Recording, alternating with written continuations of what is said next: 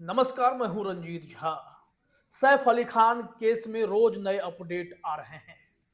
इस वक्त जो सबसे लेटेस्ट इंफॉर्मेशंस मिले हैं वो चौंका देने वाले हैं, हैरान कर देने वाले हैं। इससे पहले दैनिक भास्कर ने एक्सक्लूसिव इंफॉर्मेशन देते हुए यहां तक कह दिया था कि पुलिस ने जिसे गिरफ्तार किया है दरअसल वो असली हमलावर है ही नहीं, क्योंकि फॉरेंसिक रिपोर्ट से उसकी पहचान मेल नहीं खाती। अब ऐसे में जो सबसे ताजा अपडेट है जरा वो आप अपने स्क्रीन पर देखिए और केस को समझने की कोशिश कीजिए। यहां क्या कहा जा रहा है? सैफ अली खान अटैक अकेला नहीं था, सैफ का हमलावर, मैच नहीं हुए आरोपी के फिंगरप्रिंट, पुलिस जांच में बड़ा खुलासा। अब ये रोज नए खुलासे हैं। वैसे तो फॉरेंसिक रिपोर्ट के आधार पर दैनिक भास्कर ने तो जानकारी दी, हमने वो रिपोर्ट भी आपको दिखाई, लेकिन यहां जो खबर अपडेट किया गया है वो समझना जरूरी है। क्या क्या कहा जा रहा है कि सैफ अली खान पर हमले ने ना सिर्फ बॉलीवुड बल्कि पूरी मुंबई को हैरान कर रखा है। अब एक्टर के अटैक केस में पुलिस को एक नया सुराग मिला है। दरअसल पुलिस को शक है कि उस रात अटैकर सैफ के घर अकेला नहीं पहुंचा था, बल्कि उसके साथ कोई और भी था। सैफ को लेकर जो खुलासा है देखिए, दरअसल पुलिस की जांच के दौरान जानकारी यह मिली है कि शरीफुल इस्लाम के साथ कोई अन्य आरोपी भी वहां मौजूद था। आगे की जांच चल रही है, लेकिन कोई उसका साथीदार तो जरूर है। कहा जा रहा है कि घर से पुलिस ने करीब करीब 50 से ज्यादा फिंगरप्रिंट सैंपल लिए, जिनको टेस्ट के लिए लैब में भेजा। सूत्रों की माने तो फिलहाल आरोपी के फिंगरप्रिंट मैच होने के बारे में पुलिस चुप्पी साधे हुए है। बता दें कि यह 16 जनवरी की रात का मामला है, जब सैफ अली खान के घर में एक अनजान शख्स घुस गया था। अब बस खबर इतनी दूर पे खत्म नहीं होती है। अब असल खबर समझेंगे आप कि सैफ अली खान के भी सैंपल कलेक्ट किए जाएंगे और उनके कपड़ों के निशान भी मिलाए जाएंगे। जरा देखिए अपने स्क्रीन पर आप, ये रिपोर्ट क्या कहती है। इस रिपोर्ट में कहा जा रहा है कि सैफ अली खान जांच में नया मोड़, शरीर के घावों और कपड़ों के कट्स का होगा मिलान।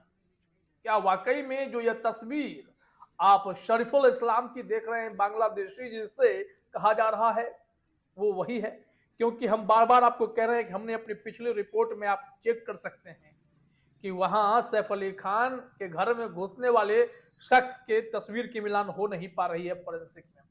कहा जा रहा है कि मुंबई पुलिस ने पिछले सप्ताह अभिनेता सैफ अली खान पर हुए हमले में अब एक नया मोड़ आया है। इन्वेस्टिगेशन के तहत जांच के लिए अभिनेता के खून के नमूने और कपड़े जमा किए गए थे। अब इसकी जांच होगी।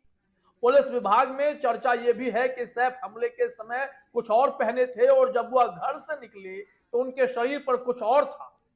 हमले के समय करीना घर में ही मौजूद थी, लेकिन वह किस वजह से ही घर में रुकी और सैफ के साथ अस्पताल नहीं गई, उस वजह में ही पूरे मामले की गुत्थी छिपी हुई बताई जा रही है। कमाल का केस बन रहा है। यहां क्या कहा जा रहा है कि एएनआई के पास उपलब्ध आरोपियों के रिमांड कॉपी में बताया गया है कि हमले के वक्त सैफ अली खान ने जो कपड़े पहने थे उन्हें जांच के लिए पुलिस कब्जे में ले लिया गया है। इसके अलावा घटना की रात आरोपी शरीफुल इस्लाम द्वारा पहने गए कपड़ों पर भी खून के धब्बे पाए गए हैं, जिसके लिए सैफ अली खान के खून के नमूने भी लिए गए हैं। अब उसकी हिरासत 29 जनवरी तक बढ़ा दी गई है, लेकिन इस संबंध में आपको आज तक की रिपोर्ट को भी देखने की जरूरत है। हमलावर असली या नकली, ये हेडलाइन देखिए। कई सवाल, 7 सबूत और एक हैरत अंगेज सच। जानिए सैफ पर हमले के आरोप में गिरफ्तार शख्स असली है या नकली। चलिए इस रिपोर्ट को भी देखते हैं। क्या बताया जा रहा है कि सवाल जो उठ रहे हैं, सवाल उठाने के पीछे की सबसे बड़ी वजह है सीसीटीवी फुटेज, जिसमें सैफ पर हमला करने वाला नजर आ रहा है। यह फुटेज सैफ के अपार्टमेंट से पुलिस ने जब्त किया था।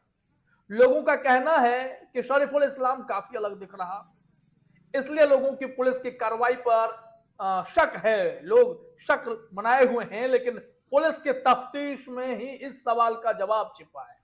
क्या जिस शख्स को पुलिस ने गिरफ्तार किया वो असली हमलावर नहीं है? मीडिया रिपोर्ट्स में भी दावा किया गया है, हमने भी आपको बताए थे, चेहरा, आंख, होठ, माथे और भौं की बनावट बिल्कुल अलग है। गिरफ्तार शख्स का माथा लंबा है, भौं के बीच अंतर कम है, जबकि सीसीटीवी फुटेज में दिख रहे अपराधी का माथा छोटा है, उसकी भौहों के बीच और ज्यादा अंतर है। तो फिर रंग में भी बहुत अंतर है, वो काफी गोरा दिखाई पड़ता है और ये जो पकड़ा गया है इसका रंग डार्क है। हेयर स्टाइल में भी फर्क है। तो फिर क्या समझा जाए? जानकारी के लिए बताया जा रहा है कि ऐसे मामलों में फॉरेंसिक जांच बहुत महत्वपूर्ण होती है। मुंबई पुलिस की माने तो सैफ के अपार्टमेंट से लिए गए फिंगरप्रिंट पर आरोपी के जो निशान हैं शरीफुल के, वो मैच हुए हैं। फॉरेंसिक टीम की जांच इस बात की पुष्टि कर रही है कि पुलिस ने सही अपराधी को गिरफ्तार किया है, जबकि दैनिक भास्कर का दावा है कि फॉरेंसिक रिपोर्ट में भी ये बातें मैच नहीं हुई हैं। अब जरा ये समझिए क्या कहा जा रहा है कि सीसीटीवी फुटेज में जो हमलावर दिख रहा है उस फुटेज की ब्राइटनेस को बढ़ाने के लिए पुलिस ने उसमें कई फिल्टर का इस्तेमाल किया था। इसी के कारण इस तस्वीर में हमलावर के चेहरे का रंग गोरा दिख रहा है, गिरफ्तार हुए अपराधी का रंग सांवला दिख रहा है। ऐसा फिल्टर के इस्तेमाल के कारण हो सकता है। पॉइंट नंबर 2, आंख, नाक, माथा, भौहें एक दूसरे से मिल नहीं रहे। कारण क्या है? सीसीटीवी फुटेज वाली तस्वीर टॉप एंगल से ली गई है और गिरफ्तार हुए अपराधी की तस्वीर सामने से ली गई है। जब किसी व्यक्ति की एक तस्वीर ऊपर से खींची जाती है तो दूसरी तस्वीर सामने से भी खींची जाती है, तो थोड़ा बहुत अंतर दिखने लगता है। तो कैमरा एंगल को वजह यहां पर बताई जा रही है। यहां देखिए जो तीसरी वजह है कि इन दोनों तस्वीरों में आरोपियों के बाल अलग हैं, शरीफुल के बाल छोटे हैं, जबकि सीसीटीवी फुटेज में दिख रहे अपराधी के बाल लंबे हैं। लोगों को शक पैदा हो रहा है।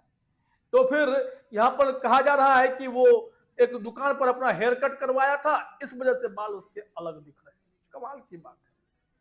अब इसमें बांग्लादेश में शरीफुल इस्लाम के पिता रूहुल अमीन ने यह दावा किया है कि सैफ पर हमला करने वाला अपराधी उनका बेटा नहीं है। सीसीटीवी कैमरे की फुटेज में दिख रहा व्यक्ति कोई और है।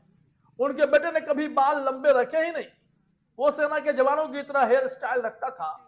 उन्होंने कहा कि वो जल्द ही अपने बेटे की रिहाई के लिए अपने देश के विदेश मंत्रालय और भारतीय उच्चायोग से संपर्क करेंगे। उनके बेटे को फंसाया जा रहा है।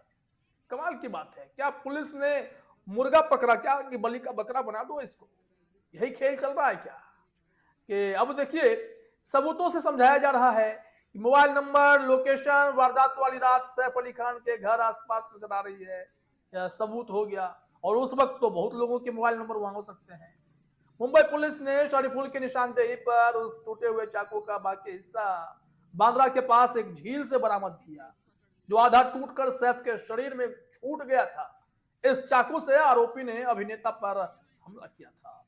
सबूत नंबर 4, शरीफुल इस्लाम ने जिस सैलून में वारदात को अंजाम देने के बाद अपने बाल कटवाए, पुलिस उस सैलून के मालिक से भी बयान ली है।